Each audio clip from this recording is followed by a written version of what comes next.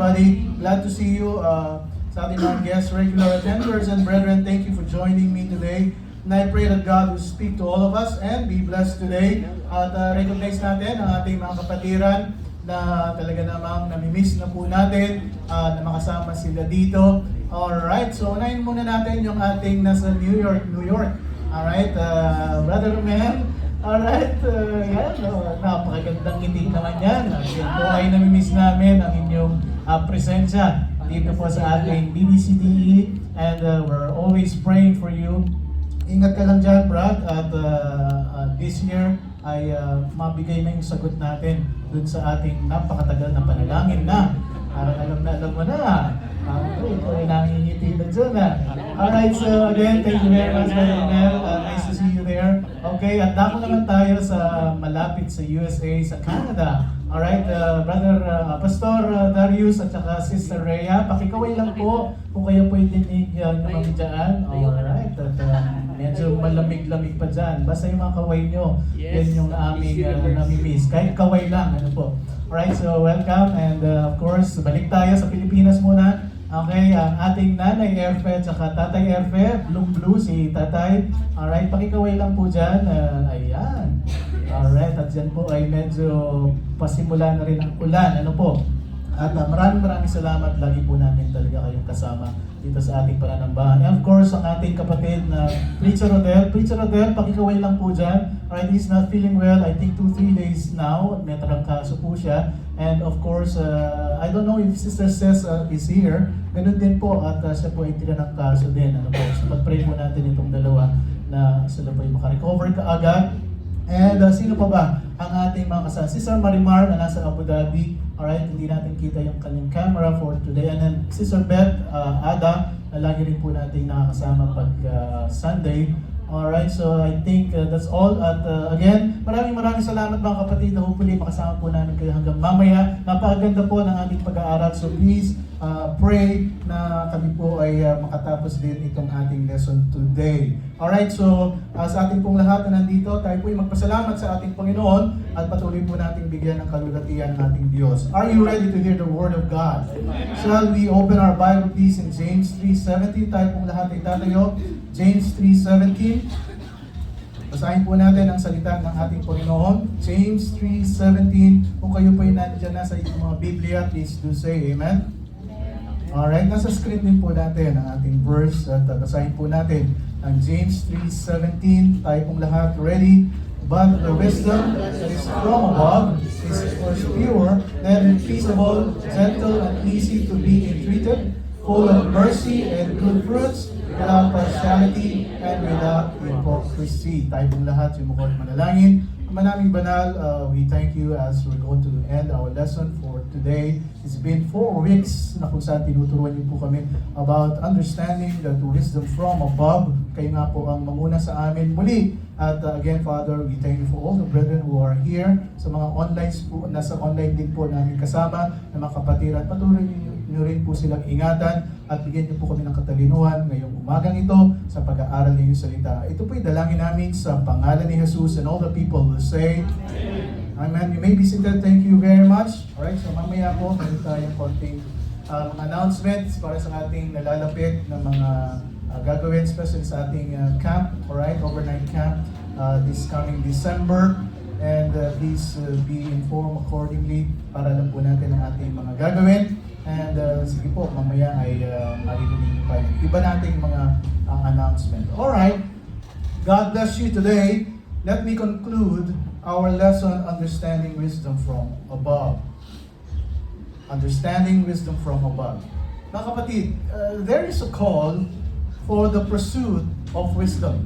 May panawagan na kung saan ay tayo magpursige sa katalinuhan. James 3:17, as we have read it, but the wisdom that is from above is first pure, then peaceable, gentle, and easy to be treated, full of mercy and good fruits, without partiality and without hypocrisy. Alam niyo po mga kapatid, kung babasahin lang natin ang salita ng Panginoon, ano po ang Biblia, with full understanding coming from the Holy Spirit, we will have this knowledge na di lang kayamanan pang pisikal ang ating malalaman at makakamtan, kundi katotohanan magpapalaya sa atin. See mga kapatid, my prayer from the last 3 Sundays we have discussed this lesson, each one of us, I believe now, have this knowledge that wisdom from above is a divine wisdom. It comes from God. Grab in your mind, although it comes from God, the scripture says it is to be pursued by man. You have to chase it. Itong katalinoang ito na nanggagaling sa ating itong divine wisdom, you have to chase it. You have to go after it. Hahabulin mo siya. Hanggat makuha mo siya, follow it. You have to get it. You have to get wisdom. Sabi ng Proverbs 4:7, wisdom is the principal thing. Therefore, get wisdom. And with all thy getting, get understanding. Solomon with all amazement, he exclaimed, Proverbs 16:16, how much better is it to get wisdom than gold? Sabi niya, ano bang higit pa na makuha mo itong katalinuhan kaysa sa ginto? And to get understanding, rather to be chosen than silver. Ano sabi ng Proverbs 4:5? Get wisdom. You have to chase it. You have to follow it. Get understanding. Forget it not. Wag mong kakalimutan. Neither decline from the words of my mouth. And yes, the scripture explicitly says, it is to be pursued by man. Tayong mga tao, kailangan po natin itong ipursige. Lalo tayong mga anak ng Diyos. And I will kind of pull this together with sort of final point. And so much we could dig into. I want to go Job 28. Makikita po natin dito yung call for the pursuit of wisdom. There is a call. May panawagan. A tremendous chapter in the Bible. This can also become your favorite, So Job continues saying, where is wisdom be found? Saan ba matatagpuan itong katalinoang ito? And he explained, starting in verse 1. At makikita niyo po dito yung sabihin natin the mining process. Kung ikaw ay isang minero, ay ikaw ay para makakakuha ng ginto, ito yung mga gagawin mo. At ang sabi ng Job 28 verse 1, surely there is a vein for the silver. Merong ugat dun sa pilak, and a place for gold where they find it. And iron is taken out of the earth. Ito yung metal na kung saan kinukuha sa lupa. And grass is molten out of the stone. At ito po ipapainit nila. He set it an end to darkness. Ibig sabihin, ito po yung talagang maghuhukay siya, papasok siya, at sa dilim, ay bibigyan niya ng sabihin nating katapusan. And search it out all perfection.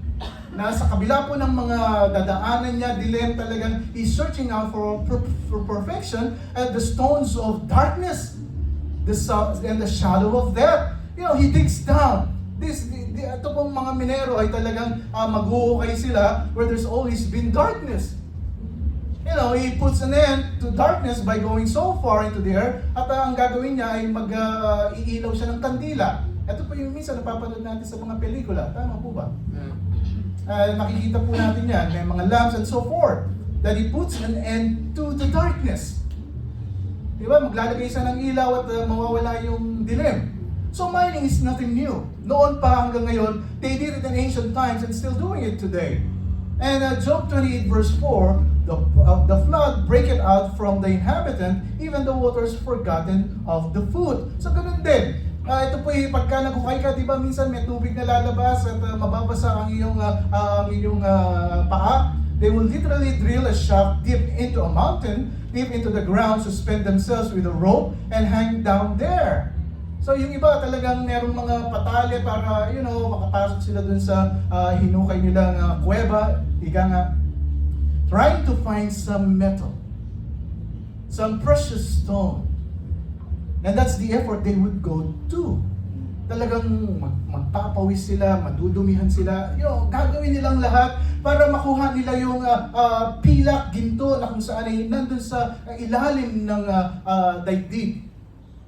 They are dried up, they are gone away from men. And Job 28 verse 5, as for the earth, out of it cometh bread, and under it is turned up as with fire. So ito ang daigdigan na kung saan yung nagpo-produce din ng sabihin natin tinapay, dahil dyan tayo nagtatanim at nakukuha natin yung ating kinakain, and then it's turned up as where it's fire. Ito yung nakuha nilang metal ay ilalagay nila sa apoy, and the stones of it are the place of sapphires, and it has dust of gold. Job 28 verse 6. And verse 7, there's a path which no fowl knoweth, and which the vulture's eye hath not seen. The lion's whelps have not trodden it, nor the fierce lion passed by it. He putteth forth his hand upon the rock. He overturneth the mountains by the roots. He cutteth out rivers among the rocks, and his eyes seeth every precious thing. Kung titingnan niyo pong mabuti, ito po yung pagmimina, na kung saan at kahit pa paano bibigyan tayo ng idea on how they do it. And he bindeth the floods from overflowing, and the thing that is hid bringeth he forth to light. Kasi mga kapatid, ganun po yung pagpupursige ng tao sa paghanap ng mamahaling bato. Sa mamahaling pilak, ginto, onyx, ophir, and sapphire. Yan po yung ginagawa nila. Magpapagot sila, magpapawi sila. But look at verse 12. Job verse 20, verse 12. But where shall wisdom be found? And where's the place of understanding? Nasaan ba yung presyo nitong katalinong ito? Job 28 verse 13, man knoweth not the price thereof. Itong katalinuhan na pinag-aaralan po natin 4 weeks now. Hindi natin alam yung halaga nito. Kaya sabi na, man knoweth not the price thereof, neither is it found in the land of the living.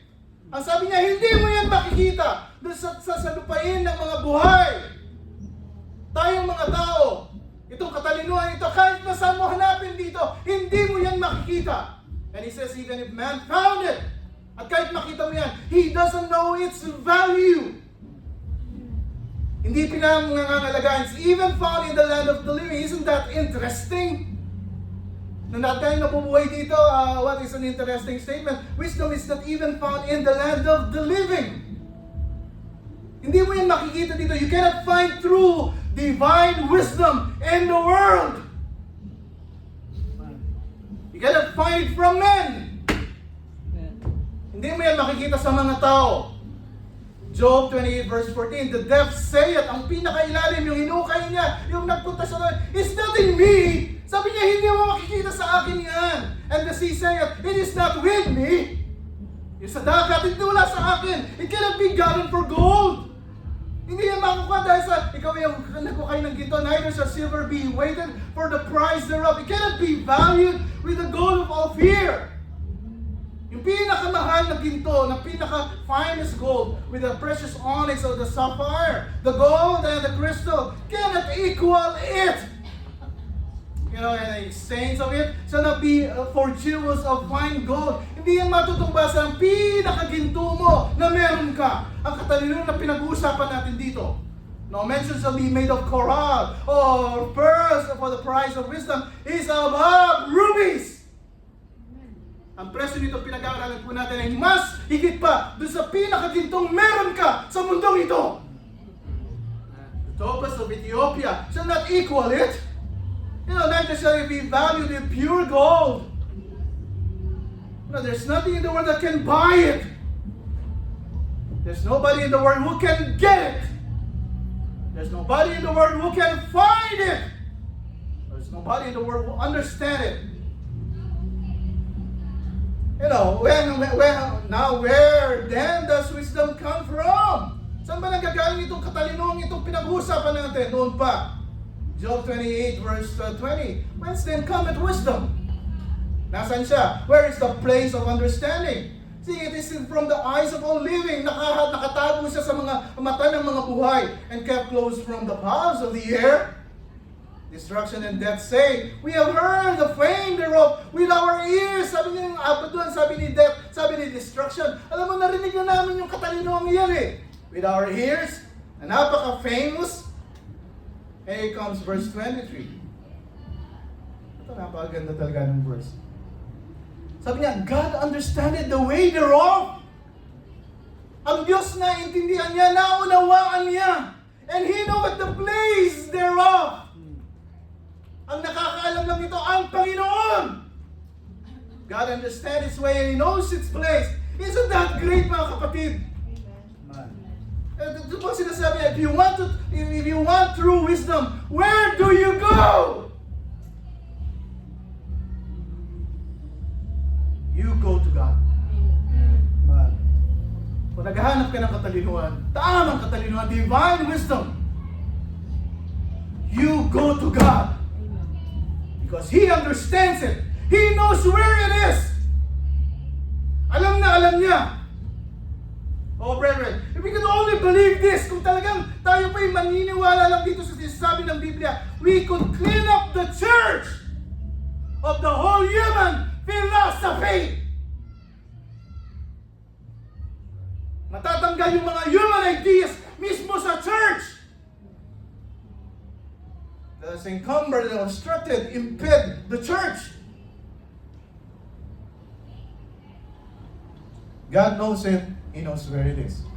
Job 28 verse 24. For He looketh to the ends of the earth. Ang Panginoon sabi niya, kita niya lahat ang nangyayari from the ends of the earth. Ano sabi niya? And see it under the whole heaven. Kitang-kita niya lahat ng nangyayari sa mundong ito. God sees everything under the heavens. He knows. Job 28 verse 25. To make the way for the winds, and He weighed the waters by measure, when He made a decree for the rain, and a way of the lightning of the dark thunder, then He see it, He declared it, He prepared it, yea, and searched it out. Alam na alam niya kung paano pababagsakin ang ulan. Ang sabi niya, yung hangin alam niya kung saan niya pupunta. He measured it, He weighed it. And verse 28, Job 28 verse 28, tignan mabuti. And unto man He said, at sa tao, sinabi niya, behold, ano sabi niya? The fear of the Lord. Ano sabi niya? That is what? Wisdom. The fear of the Lord. That is wisdom. And to depart from evil is understanding. These are messages, isn't it? That is the message. So what's the true wisdom? It is to fear God and depart from evil. See mga kapatid, it's not a question of how much you know. Hindi pinag-usapan dito kung gaano ka katalino, kung gaano ang dami mong alam. It's a question of whether you fear the Lord your God and depart from evil. May takot ka ba sa Diyos? That is wisdom. Wisdom from above. And men pursue everything there is, and even wisdom, but they cannot find it. Why? Because it comes from God. And it can only be known to those who pursue God. At ang makakaalam niyan, yung mga nagpupursige na malaman nila yung katalinuhan ng Diyos. Proverbs 1:5, a wise man will hear. Ang sabi niya, ang matalinong tao ay magbubukas ng kanyang tainga at siya'y makikinig. And will increase learning, and a man of understanding shall attain unto wise counsels. May mga katalinuhan sa pagpapayo. Here the scripture simply says, pursue wisdom. Kung maghahanap ka ng ginto, maghahanap ka ng, you pursue wisdom more than this. Pursue the fear of the Lord. Behold, that is wisdom. Kung may takot ka sa Diyos, that is wisdom. And now, just a thought. Ano po? Para mas makita natin ang kalagahan ng pursuing the wisdom of God, which is the fear of the Lord. May isang fear. May isang fear, interestingly, na kung saan the Bible tells us, it is often undiagnosed and unaddressed because of its subtlety. It's always fine, delicate description. Despite of its polite, refined self-description, itong fear na ito ay isang tuso. Isang sly, deceitful, cunning, shrewd, artful. Fear, mandaraya, fraudulent. It is very elusive. It is deceitful. It is crafty. It is crooked. It is subtle. And just to let you know, in terms of putting God first in our lives, this is the fear that the Bible doesn't want us to pursue. In fact, it tells us the danger of it. At ano po yung fear na ito? Proverbs 29 verse 25. What? The fear of man bringeth a snare. Ang takot sa tao ay nagdudulot siya ng trap. You know, the Hebrew word for snare refers to traps hunters used to catch animals or birds. You know, snares are very dangerous. And if you get caught up, pagka ikaw ay nahuli ng trap na ito, we are going to have a hard time to free our own selves. Take note. The fear of man often goes undiagnosed. It is unaddressed because it's too subtle. Napaka-fine nito. Pino. And yet, deceiving. This fear knows how to wrap itself in the robes of love. You know, pretending to count others more significant than itself. Mas mahalaga ako kaysa sa iba. Which secretly, counting on others to fan the flame of its own conceit. Ibig sabihin, talagang pagka ikaw ay nakot niyan, ayan pa'y papay-payan pa para lalong, ikaw ay mabulag ng fear na ito. The fear of man proudly proved text its weakness for people pleasing. I try to please everyone in everything I do, Unfortunately, we often fail to confront or even recognize the fear of man. Minsan ayaw na natin kumprontahan. And we don't want to recognize it, But it's the fear of man. Why? Because it's open looks like love. Pag-ibig, alam mo, parang mahal naman ako parang pag-ibig naman and too many of us, for all we know, love to look loving. Sino naman ang hindi maghahanap ng pag-ibig sa ating mga tao? Also the fear of man blows away the rose-colored smoke. Yung makulay na usok. Yung fear of man na ito, ano yung blow? Hihipan niya. Di ba? And break through all our favorite mirrors. Yung napakagandang salamin, di ba? Yung mga pagka sa Facebook, yung pinakamaganda mong picture, yung pinupost mo sa di ba? Di ba ganon? Ang ginagawa, break through all our favorite mirrors, and we find the fear of man is not the nice friend we thought it was. Akala natin, napakabait na kaibigan. Pero hindi naman pala. For all its subtlety, the fear of man is desperate. Alam mo yung desperado? Gagawin niya ang lahat para matakot ka sa kanya. Vicious. It is vicious. It is even cruel. Pretending to be loved, it blinds us to love. Even to love himself. The fear of man can weave a web of ambiguity around issues that are biblically clear. It is very clear. Ito yung sinasabi ng Biblia, bakit tinatabunan mo itong fear of man? Ito po'y madaya. Pinapaganda ang kulay ng isang pambubulag na di naman talaga makulay. In short, ito'y tunay na mapang-akit. The fear of man can immobilize us when we should take action.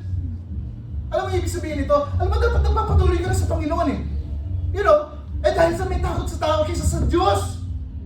Anong sabi niya? Hanggang dito muna ako. Hanggang dito muna. No. The fear of man can immobilize us when we should take action and guide us into silence when we should speak. Ano dapat nga, ikaw yung nagsasabi na, alam mo, ang Panginoon, napakabuti na nga sa aking buhay. Very confident. Pero pagka ikaw na may fear of man, alam mo, hindi ko nga alam kung mahal talaga ako ng Diyos. Sabi niya, it feels powerful and its power is deceptive. Dadayain ka lang niya. There's a blinding glory of the fear of man. Nakakabulag na pagbibigay ng kalulatian. Perhaps, no text in the Bible exposes the danger of fear of men like the Lord Jesus Christ warning to the religious rulers and the unbelieving Jews of His day. Winarningan na nga ng Panginoong Jesucristo, yung mga disipulo yun sabi ng John 5:41, I receive not honor from men.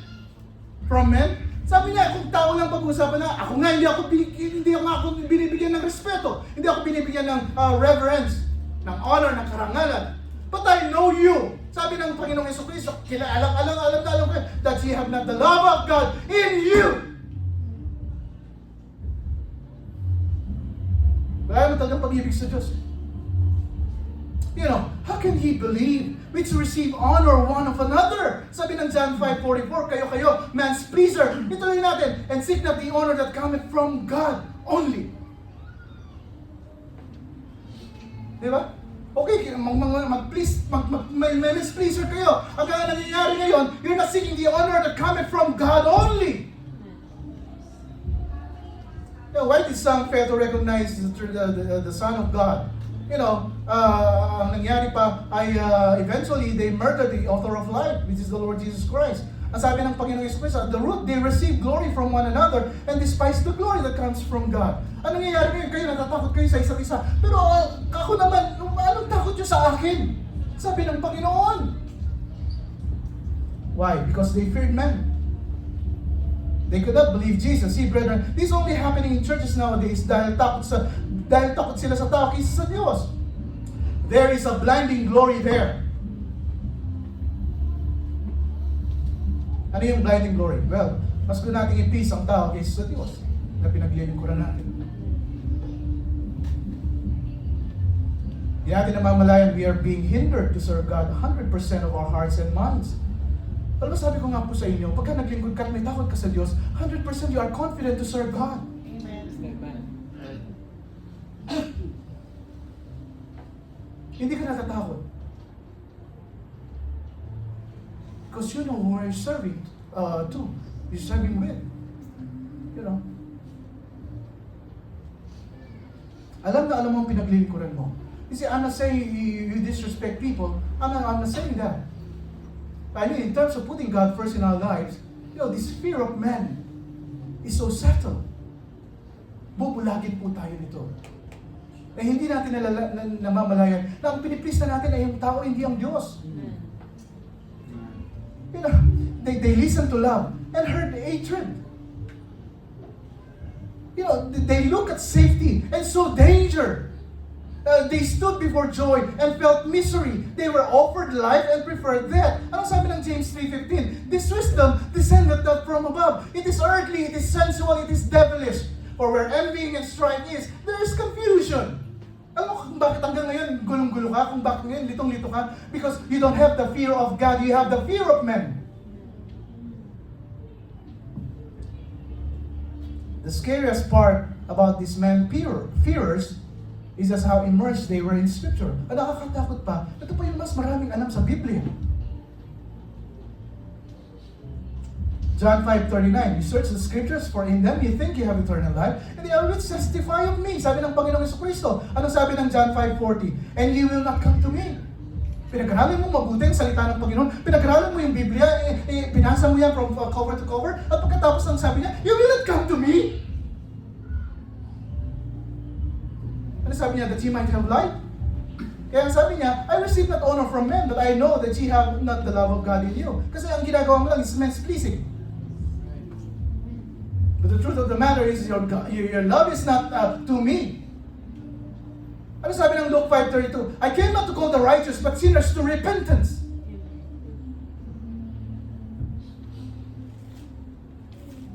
Matthew 15:8 and 9. These people draw it nigh unto me with their mouth, and honor me with their lips, but their heart is far from me. But in vain they do worship me. Every Sunday, nagpupunta sila sa church, pero they worshiping me in vain. Teaching for the doctrines, commandments of men.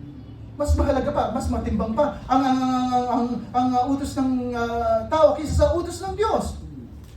You know, people search the Scriptures, people know all the Bible like far more than many of us here, and yet the fire of revelation did not burn off the fear of men. Aral tayo ng aral ng salita ng Panginoon, pero yung takot natin sa tao, hindi na nasusunog.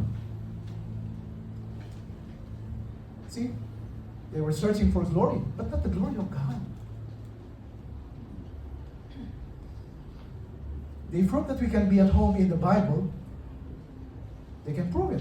You can be at home with the Bible. You know all the verses. And yet still in bed, confusing the wisdom of God with wisdom of men. Diba? Sabi nga ng Biblia, Philippians 4:7, and the peace of God will passeth all understanding. So keep your hearts and minds through the Lord Jesus Christ. Ano yung wisdom from above? It is peaceable. It is peaceable. Correct? Hindi ka naguguluhan. Ano kahit anong sabihin sa iyo ng tao, hindi ka naguguluhan. It is peaceable. Because if it's not peaceable, it is not wisdom coming from God. Hindi ba tama? You know, but the wisdom that is from above is first pure, then peaceable, it is gentle, and it is to be treated real. Ito yung nakakatulog ka ng masarap kasi you know that the wisdom of God ay binibigyan kanya ng katalinuhan. Ewan, pagka nagugulan ka, hindi ka makatulog. Wala kang kapayapa. Hindi ka makapaglingkod ng maayos. That's not the wisdom of God. That's the wisdom from above. Bakit? Kasi masyado na tayo na-influensyahan kung ano yung mga napapanood natin sa YouTube. Mga young people, you listen to me. Amen. You know, the knowledge that you have is from YouTube. It's from social media. But have you realized, haven't you realized, na dapat ang knowledge na meron ka is the Word of God? Singles, young people, are you listening to Pastor Art? Amen. The wisdom from above is not confusing, mga kapatid. Right. Hindi ka naguguluhan. Even by your own self, you're alone. Well, hindi ka naguguluhan kahit na meron ka mga problema, kahit na meron ka mga sitwasyon, kahit na may mga tao na, doesn't agree with you. It is wisdom from above. The wisdom from above is not confusing. Did you hear that, mga kapatid? Amen. Alam mo kung bakit hanggang ngayon, gulong-gulo ka pa rin. Kasi the wisdom na meron ka ngayon is not from above. It's very clear in the Bible. Di ka pa rin payapa. Di ka makapaglingkod ng 100% sa Panginoon. Kasi mas nananaig ang katalinuhan mo. Katalinuhan ng tao kaysa sa katalinuhan ng Panginoon. You know, people have bitter envyings and strife in their hearts. And the church is not exempted here. That even in the church, there is bitter envy. But this is not a wisdom from above. There's strife in their hearts. They glory not to God and they lie against the truth of the Word of God. Hawak-hawak mo na nga yung salita ng Panginoon. But still, sinasabi mo, I'm lying against the truth. This is the Word of God. This is the truth. To be honest, mga kapatid, you are trapped.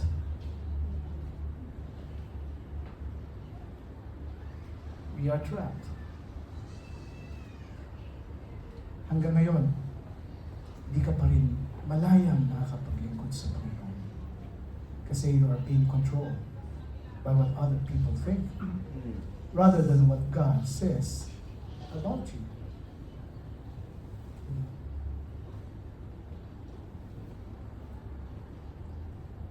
Woe to us if we tremble before criticism and yawn before the cross. Nakakaawa tayo kung tayo nanginginig sa mga sinasabi ng tao sa atin.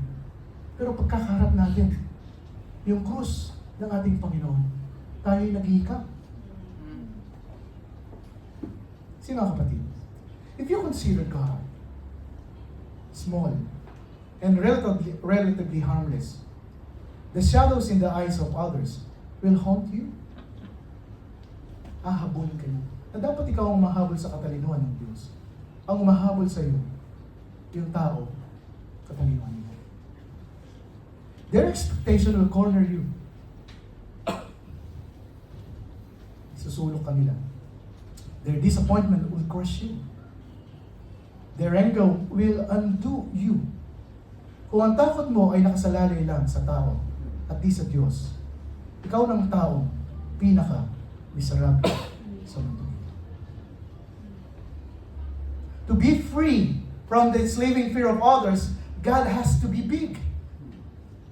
Dapat mas malaki ang Diyos kaysa sa mga sinasabi ng tao. Bigger than their expectation, bigger than disappointments, bigger than their anger, and big enough to fear. Let God be your dread. Sabi ng Isaiah 80:11, say ye not a confederacy, conspiracy to all of them to whom these people shall say, a confederacy, neither be ye their fear, nor be afraid. Sabi niya, huwag kang matakot sa mga takot nila, nor be afraid. Isaiah 8:13, sanctify the Lord of hosts himself, and let him be your fear. And let him be your dread. Ano sabi niya? Pagka ginawa mong takot mo, ang takot mo sa ang takot ng Diyos, He shall be your sanctuary. Mapapahinga ka. Because He will be your refuge. Isaiah 8:14, and He shall be for a sanctuary. Only when God becomes our greatest fear can He become our safest place. Mga kapatid, gising pa po ba kayo? Amen. See, let Him be your fear, let Him be your dread. Honor God alone is holy, and He will become a sanctuary, a refuge from danger, a heaven from wrath, a shelter in any storm. You know, 1 Peter 3:14, the Bible says, but, and if ye suffer for righteousness' sake, happy are ye. Kung tinutugis ka dahil sa iyong pananampalataya, dahil sa iyong pananalig sa Diyos, dahil tumayo ka sa iyong pananampalataya, be not afraid of their terror, neither be ye troubled. But sanctify the Lord of God in your hearts, and be ready always to give an answer to every man that asketh you a reason of the hope that is in you with meekness and fear. Hindi mo man ako maintindihan ngayon. You know, that I do, because I have the faith in my God. To stop fearing wrongly, we must start fearing rightly. So we pursue the wisdom for a while. There is a call. Proverbs 1:20, wisdom crieth without. She uttered her voice in the streets.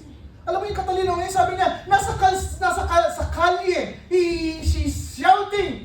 Sabi niya, Ate Liza, and wisdom. Brother Kevin, ako yung wisdom. Ako si wisdom. Wisdom crieth without, she uttered her voice in the streets. She uttered her voice, siya yung sumisigaw. Sabi niya, she crieth in the chief places of concourse. Sabi niya, nasa mall ako, nasa ganito ako, ako yung tumatawag sa iyo. In the openings of the gates in the city, she uttered her words saying, listen, makinig, God has made true wisdom always available. Kaya wala po tayong dahilan na sabihin mo na, alam mo, ginulo ako ng aking isip at ginulo ako ng sitwasyon sa buhay. Wala namang katalino nang gagaling sa Panginoon. No, it's always available. In fact, lalabas ka lang dyan, sumisigaw nga siya, kinukuha yung atensyon mo, wisdom. Sabi niya, Mami Judith, wisdom, cry it without. Sabi niya gano'n, because I have called. Ano sabi niya? Ako yung tumawag, and he refused. Hindi mo nga ako pinansin. Nung may problema ka, tumatawag nga ako sa'yo. Ako nga tumatawag sa'yo. Ako nga kumukuha ng pansin mo, kaya nga nagkakaroon ka ng ganito. Kasi kinukuha ko yung pansin mo na kailangan mo magtiwala sa akin. I called and he refused. I have stretched out my hand. And no one regarded. But you have set at naught all my counsel. Sa tagal-tagal ng pag-aaral mo ng Biblia, nagkaroon ka ng isang problema, kinalimutan mo lahat ng aking counsel.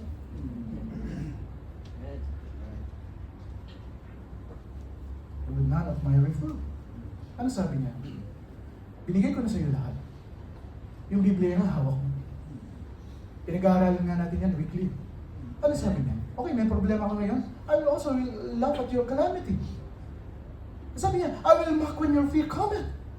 When your fear cometh as desolation and your destruction, cometh a whirlwind, when distress and anguish cometh upon you, then shall they call upon me. Tatawag ka sa akin, but I will not answer you. They shall seek me, but they shall not find me. Ano sabi niya? For that they the knowledge and what? Did not choose the fear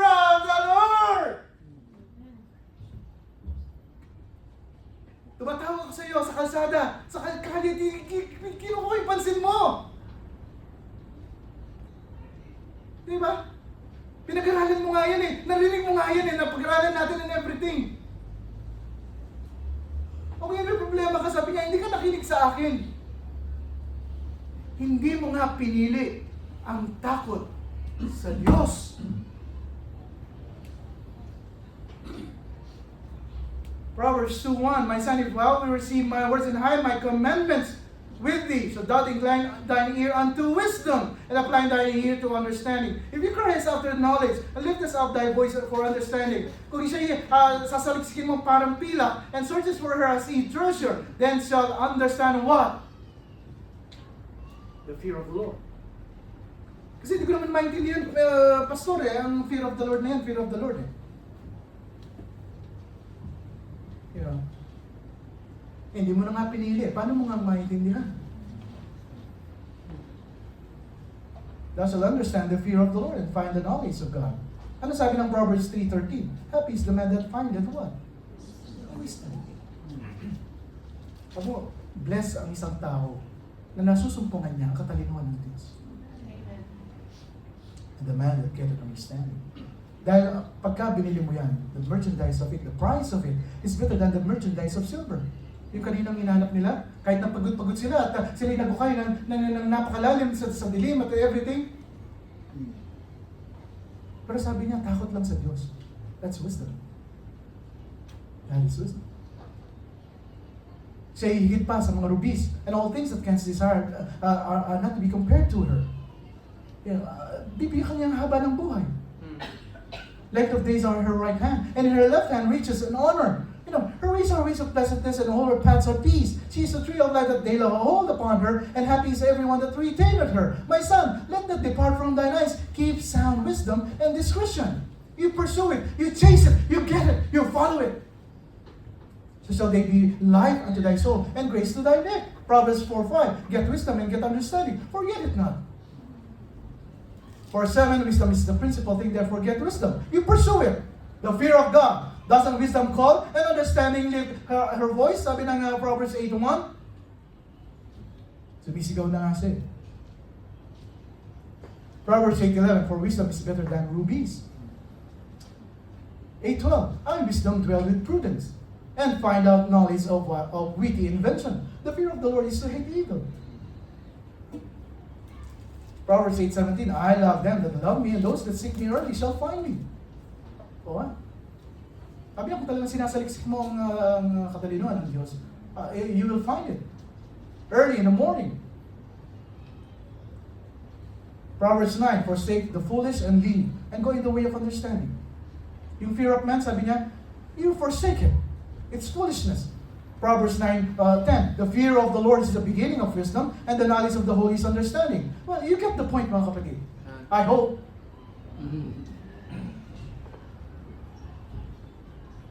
Proverbs 16, how much better is to get wisdom than gold, and to get understanding never to be chosen, rather chosen to be than silver. Ang sabi niya, the wisdom of men, you can go to that root. It is earthly, it is sensual, it is demonic, devilish, and futile. There's a wisdom of God that fears Him, loves Him, seeks to do righteousness, to hate evil, to turn from iniquity. It brings greater riches than all the riches of the world combined. See, brethren, adult men, adult ladies, singles, young people, sons and daughters, the Bible says, pursue the wisdom that comes from God. Have the fear of God. Proverbs 4:13, take fast hold of instruction, let her not go, keep her. Ano sabi niya? For she is thy life.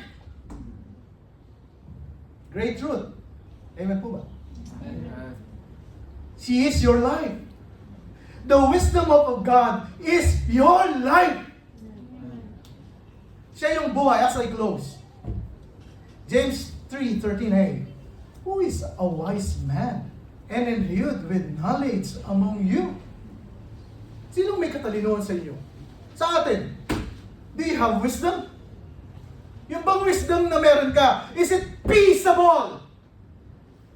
Nagbibigay ba yan kapayapaan sa puso mo? Nakakatulog ka ba ng maayos? Is it gentle? Is it easy to be entreated, full of mercy and good fruits? Is it without partiality? Hindi ka kumakalinga. Is it without hypocrisy?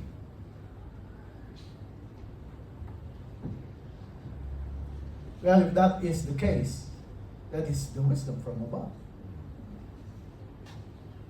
Otherwise, that wisdom descended not from above. What do you need to pursue? Well, apparently, it is the divine wisdom. Do not stop to fear the Lord. That's wisdom. It shall life. 1 Corinthians 1:30. But of him are ye in Christ Jesus, who of God is made unto us what? Wisdom. Hindi ko naman nakikita si wisdom. Ano nun? But of him are ye in Christ Jesus. Ano kayong mga nakay Kristo na?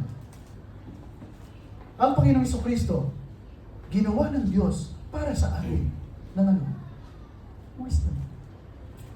And righteousness and sanctification and redemption, not to those who are in Christ Jesus, and to us who believe and accepted Jesus Christ as our Savior. Know that Christ has become to us the embodiment of God's wisdom.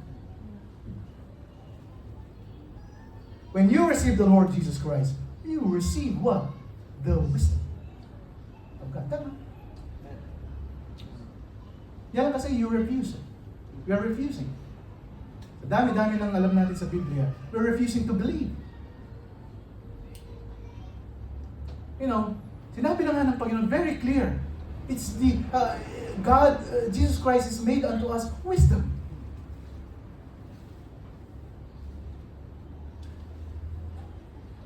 Aking mga minamahal na kapatid, I trust you have that wisdom. I'm always praying. Sabi ko, Panginoon,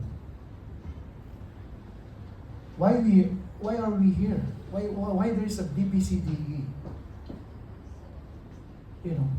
Sabi ko sa practice music hapon,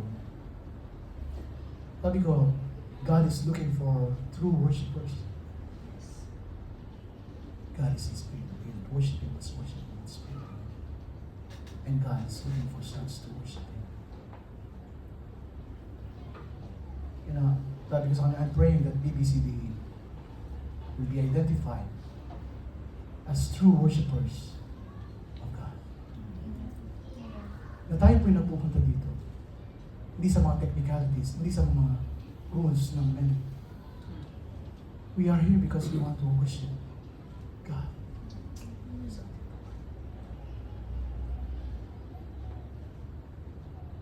There are a lot of pastors wants to fellowship with us.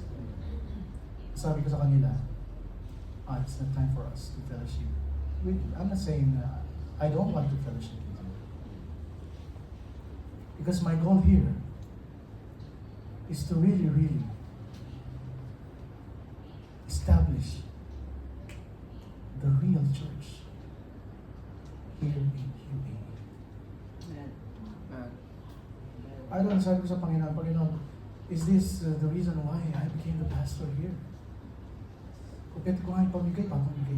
Because it's a big job. And every time na nandito po, alam niyo, I'm accountable sa pagtuturo ko sa inyo. And every time I pray, sabi ko, Panginoon, ano ba ang pag-aaralan namin uli ngayon?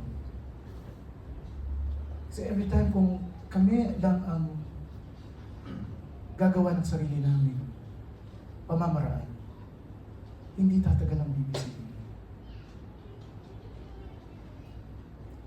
Today, as you understood the wisdom from above, would you keep on choosing the fear of the Lord? Would you lay aside the fear of men and follow the fear of the Lord, which the Bible says that is wisdom? Would you come today in prayer and tell and commit to God, I choose the fear of the Lord. I lay aside the fear of men. I will heed for the call. I will heed for the call and pursue the wisdom that is from above. Mga kapatid, Would you do that today? James 3:13, who is a wise man and endued with knowledge among you? Let him shew out of a good conversation his works with meekness of wisdom.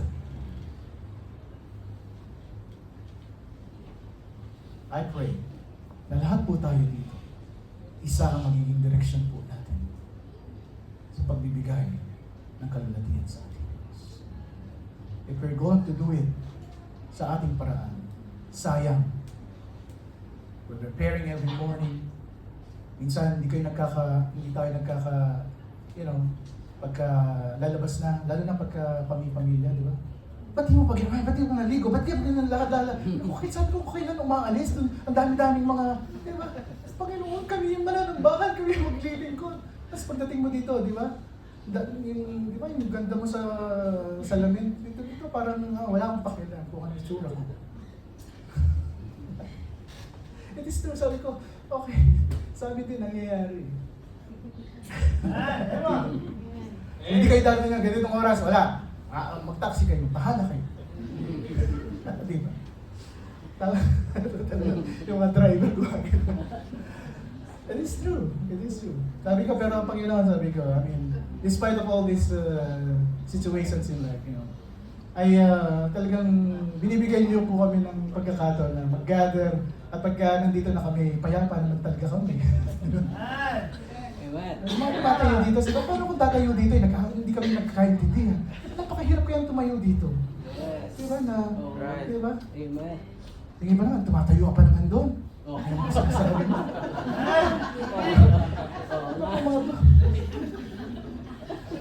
That's the reality of serving God. No, we are not here to say, I am good,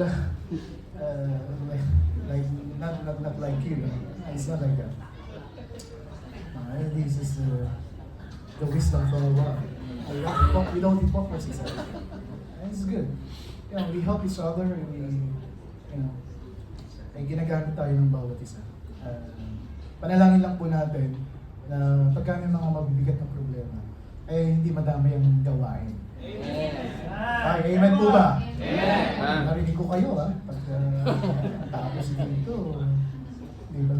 Alright, so, yes, James 3:17 says, the Bible says, but the wisdom that is from above is first pure, then peaceable, gentle, and easy to be entreated, full of mercy and good fruits, without partiality and without hypocrisy. Yung mga nasa online po namin, thank you very much for being with us the 4 weeks, and please pray for us. Susunod po natin yung mga lesson ay talaga po paghahandaan po natin dito. Understanding wisdom from above, tayo po lahat tumayo. So we all stand up and pray.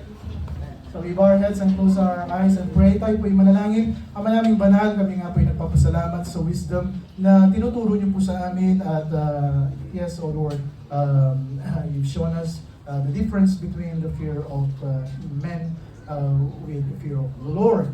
At nakita nga po namin na ang tunay na katalinuhan, ito po ang may takot sa inyo. Help us, O Lord. Today, we are choosing the fear of the Lord. You will lay aside the fear of man. This doesn't mean that we're going to disrespect people, but in terms of putting God, putting you in our lives first, this fear of man is to be laid aside. Tulungan niyo po kami. You organize this church, the DBCD, not for our own comfort, convenience. It's for the glory of your name. You are spirit. God is spirit. And they that worship Him must worship Him in spirit and in truth. And you're looking for such to worship You, O Lord, today. We pray, O Lord, kami po yun. We want to worship You in spirit and in truth. Thank You, Father, for Your word today. Maraming salamat po. Habang tayo nakayuko, nakapikita ng ating mata, God has spoken to your heart. why don't you come to the altar? And tell God, Panginoon, I choose the fear of the Lord. Help me, Father. This is my life. Ito ang aking buhay. Katalinuhan na nanggagaling po sa inyo, Panginoon. Yes, there's confusion.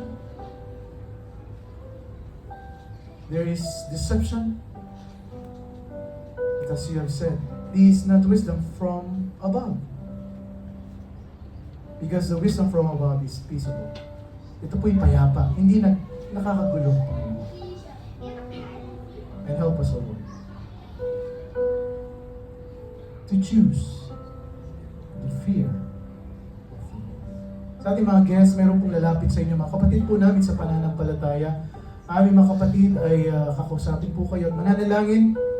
Bubuksan ang Biblia. Buksan niyo po ang inyong puso. Tanggapin si Kristo bilang sarili niyong Diyos, tagapagligtas. Sabi ng Biblia, kayo po'y makakaranas ng kaligtasan pagka tinanggap niyo si Kristo bilang sarili niyong Diyos at tagapagligtas. Brethren, God has spoke to your heart. Choose the fear of the Lord. So we find a partner. Tayo po'y mananalangin sa bawat isa. Let's find a partner. Pray for each other.